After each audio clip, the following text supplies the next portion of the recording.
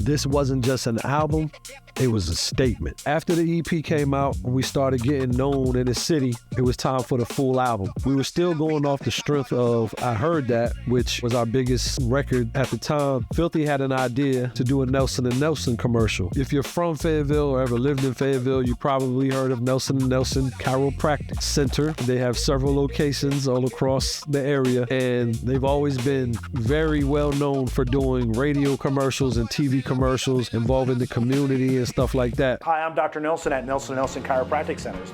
You have heard our radio commercials and you've seen our TV commercials. So Filthy had an idea to like do a Nelson & Nelson commercial, and let's do it on the I Heard That beat, and that way it'll keep getting familiar in people's ears. So that's what we did. We set up a meeting with one of the brothers. We met him at a Nelson & Nelson Chiropractic location, which just happened to be right up the street from the Sheltuh, like right on the outside of the neighborhood. And we basically just said we made a commercial. We played it for him. It was on the I Heard That beat, but we was just like, hurt your back, Nelson & Nelson Chiropractic, they can help you with that. And we just basically catered the lyrics to the chiropractic center. So he listened to it, he liked it. Within a week or two, it started playing on the radio. So then we started getting people hitting us up, yo, I've been hearing your song on the radio all the time. It's on the radio all the time. So it's like they was hearing the commercial and they was hearing the main I Heard That song. So like both of those things was working together, and that was Filthy's idea, and that was genius. It was also Filthy that was very instrumental in getting people to call up to the radio station to request our music. I mean, he would have like an alarm set and he'll make calls. Yo, call the radio station. He'll just call everybody he knew. Call the radio station, request it. Okay, call the radio, and he would call 15, 20 people like every couple hours to do it. And it got to a point where they couldn't deny it no more because it was being requested, because that's all they kept saying was, oh, it's got to be requested. Okay, we get a request for it now, so we gonna play it. All of those things contributed to the success of our first album, which is called Food, Clothing, and Shelter. We dropped Food, Clothing, and Shelter